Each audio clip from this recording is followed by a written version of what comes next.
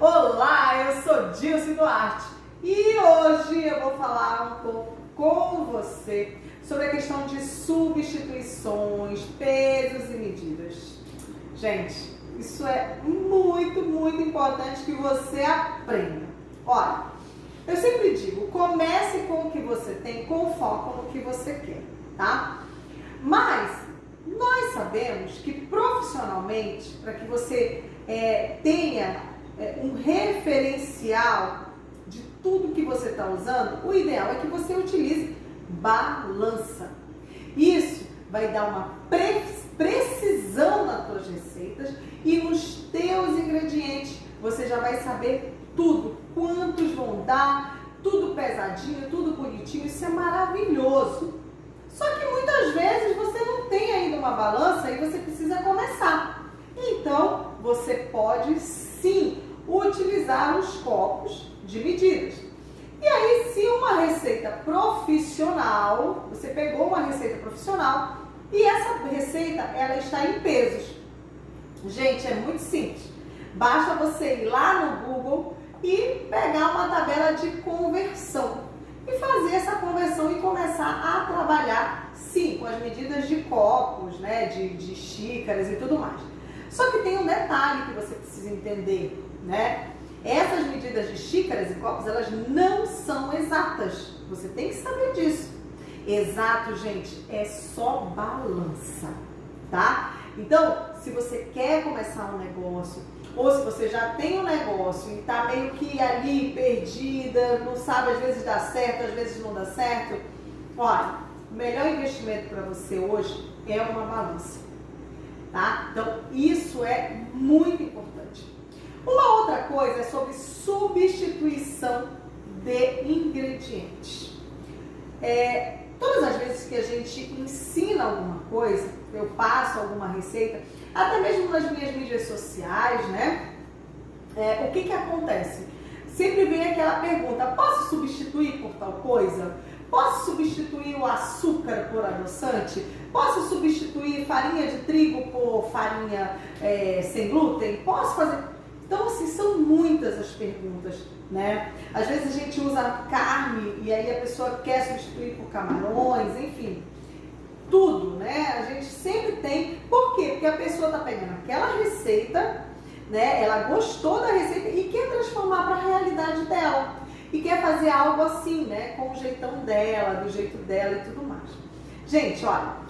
Essa questão de substituições, elas são possíveis, né? Mas a pessoa tem que saber o que ela está fazendo e tem que entender o quê? Que cada substituição feita vai gerar um resultado diferente. Vamos dar um exemplo.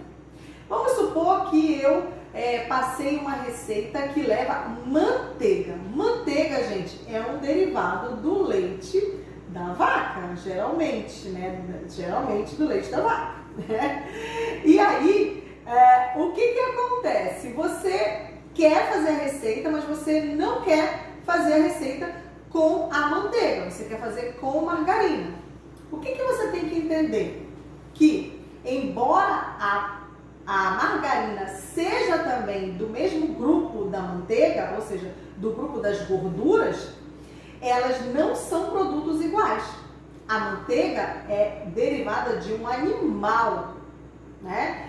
Já de uma gordura animal. Já a margarina, ela é derivada de uma gordura vegetal.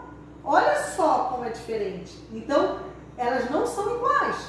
Outra coisa que você tem que entender, que uma margarina, para você trabalhar na confeitaria, ela tem que ter aí uma média de 75% a 80% de lipídios, né? Por quê? Porque senão a sua receita, ela pode não dar certo, né? Então, olha só, pega uma receita que é com manteiga e vou usar uma margarina light. Gente, margarina light não tem estabilidade nenhuma, alguma, né? Então ela tem aí uma parte de líquidos muito maior do que a parte de lipídios. Lipídios são gorduras, né? E geralmente as margarinas, elas são feitas com os lipídios. Então, por que a gente tem que se atentar a uma margarina com 75, 80% de lipídios?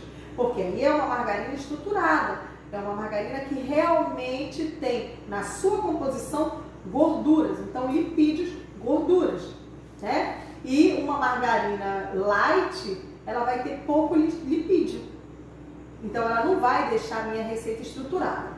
E aí sim, eu consigo fazer essa substituição da manteiga por margarina, ok. Só que o que eu não posso esperar? O mesmo resultado. Eu nunca posso esperar o mesmo resultado. É a mesma coisa também se a receita pede manteiga e você quer utilizar óleo, algum óleo vegetal, né? Pode substituir? Olha, até pode, dependendo do método, né, que vai fazer aquela receita, porque se for o método de cremagem, por exemplo, que é aquele método de fazer bolo, que a gente faz um creme, né, com a manteiga e com açúcar, aí vai ser um pouquinho mais delicado você fazer uma substituição por uma gordura líquida, que é o caso do óleo, né? Ele é uma gordura total ali, né? Ou seja, ele não vai ter líquidos ali. Ele vai deixar a massa do bolo mais úmida, né? Porque ele é a gordura pura, ele não tem líquidos nenhum.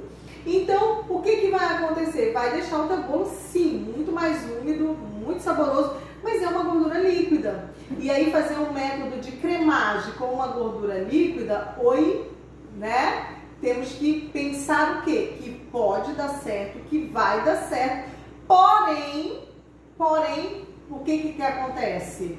A gente não vai ter o mesmo resultado, né? A receita pede leite de coco, você quer usar leite normal? Dá para usar? Dá, vai dar super certo, vai dar maravilhoso, só que você não vai ter o mesmo resultado. Então, dá para fazer? Dá. Substituições com farinhas, né? Olha, gente, essa questão ela é muito complexa. Por quê? Produtos feitos com farinha de trigo, a farinha de trigo ela tem glúten, né? O glúten vai ser quem vai ligar todos os outros ingredientes com ela. Então, o que acontece? A gente pegar e colocar um outro tipo de farinha que não vai ter essa liga, é complicado. A gente talvez não vai ter um resultado muito agradável. Então, por isso, todas as vezes que você vai fazer a substituição, por exemplo, de uma receita por outra farinha, você tem que buscar aquelas farinhas que são específicas sem glúten. Por quê?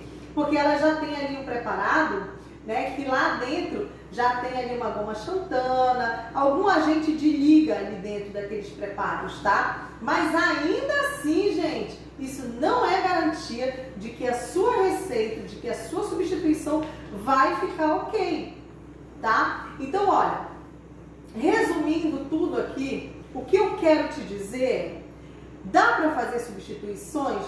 Dá. Mas eu vou ter o mesmo resultado da receita original? Não! Então é só isso que eu quero que você tenha a consciência. E aí, qual é a minha orientação para você? O que eu te dou de orientação? A minha orientação é a seguinte: faz a primeira vez a receita exatamente como o autor daquela receita pede para você. E tenta usar aqueles ingredientes, se não os mais similares possíveis. Para quê? Para que você veja o resultado original daquela receita.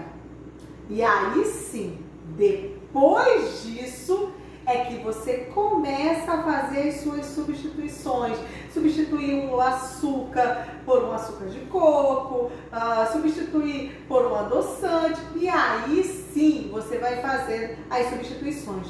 Porque muitas vezes acontece da pessoa fazer a substituição sem antes fazer a receita original e depois dizer: não deu certo, não deu certo.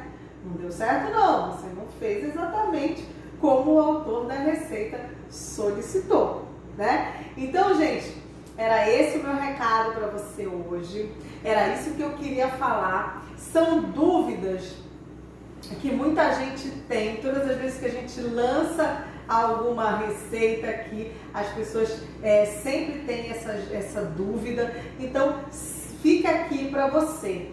Faça a receita siga a receita o mais original possível. E aí, só depois que você tiver ali confiança, é que você vai fazendo as substituições, tá certo? Então, olha, um grande beijo, fica com Deus e até a próxima. Tchau, tchau!